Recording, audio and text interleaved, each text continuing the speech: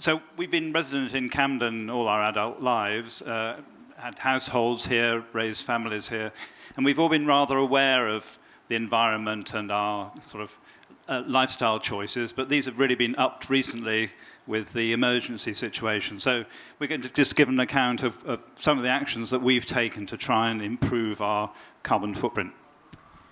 Now, we know probably there's a lot of you here are thinking, well, what's the point of me doing anything about it? The climate emergency, whilst America, China and India are emitting all that carbon. But, we really believe that as individuals, the everyday actions and the choices we make as consumers can add up to something.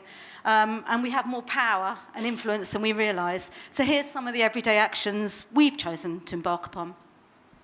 First of all, in our transport needs, we have a small gardening business, so we need to carry plants and tools and materials and so on. But we had to renew our car 3 years ago and chose to get an electric car. It meant that we had to pay out £3,000 initially, but it's £65 a week to run the car. But we get quite a lot of concessions on that. We don't fill up with petrol. The electricity is much cheaper. We pay a reduced parking charge and we don't pay road tax, so we are gradually paying back our mileage on that.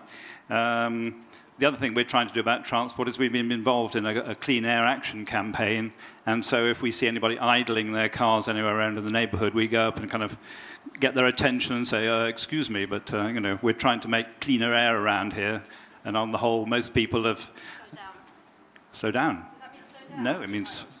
Yes, slow down. Thank you. Slow down, sorry, yeah. So we have been a bit proactive in trying to get people not to idle their car engines when they're waiting to go off somewhere or pick somebody up. And on the whole, most people have been quite agreeable to turn their engines off when we brought it to their attention. The next thing we tried to do was to be as green as possible with our energy needs.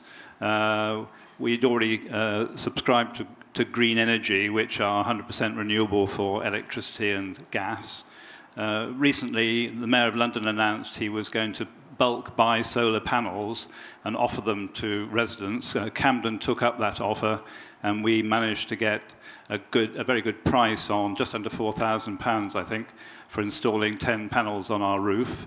It comes with a meter, so we've been watching, and we've been getting back, I think, I've had about sort of £100 or so in the last 3 months return, so we're doing reasonably well out of that.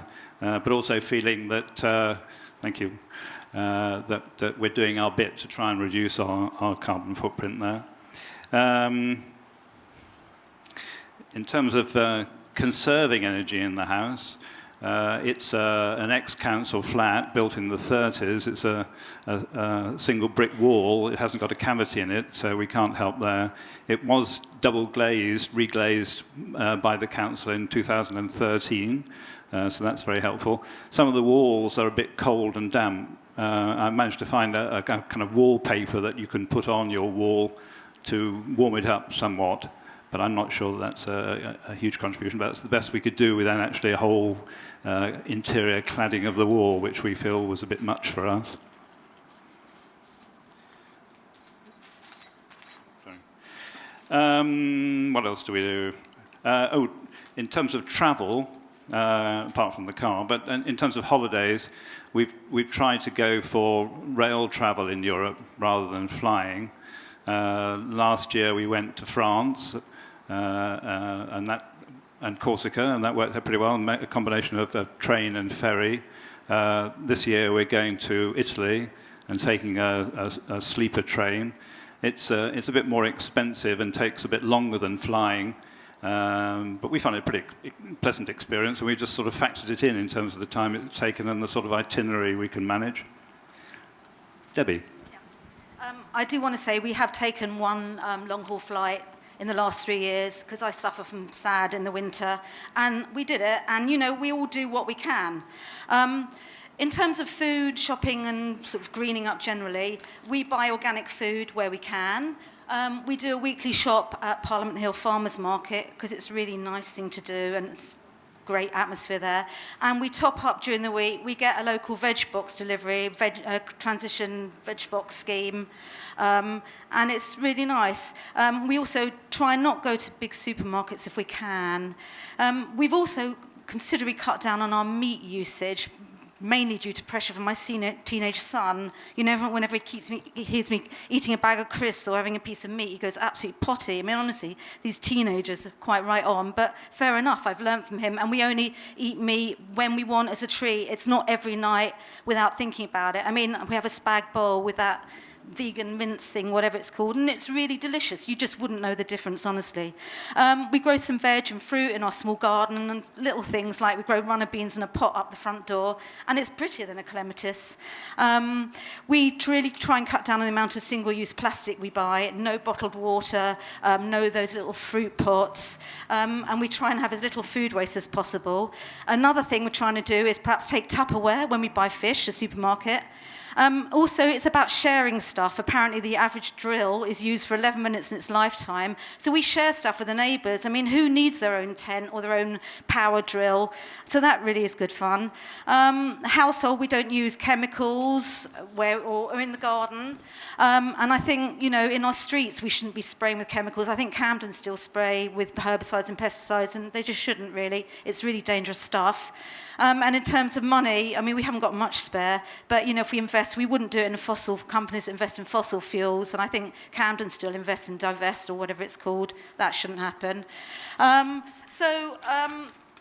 We also, I think, being part of community groups has been really good, you know, really good fun.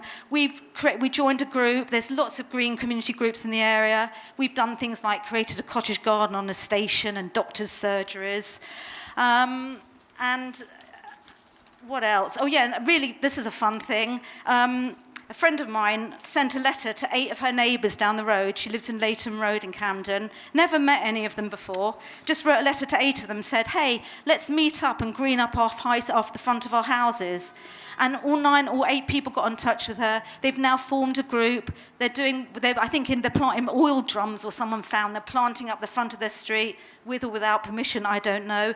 There's talk of bike lanes, shared cars. It's really great. You just knock on your neighbour's door. You'll be amazed. And, you know, it's all about creating community. So, you know, I think in summary, you know, we don't find these green actions we take a chore. On the contrary, you know, it makes us feel happy, doesn't it? And connected. Yeah. Well, yeah. I mean, obviously, a lot of it is down to what the council needs to do and what the governments can do. But ultimately, we think there's a lot we can be doing as individuals. And honestly, it's not a chore. You know, we're proud to be Camden residents. Is there a slide? I haven't got the clicker. I've got the clicker. Thank you very much indeed. Our top 3 actions. Thank you very much indeed. That's great. Excellent. Thank you, Debbie and Steve. So.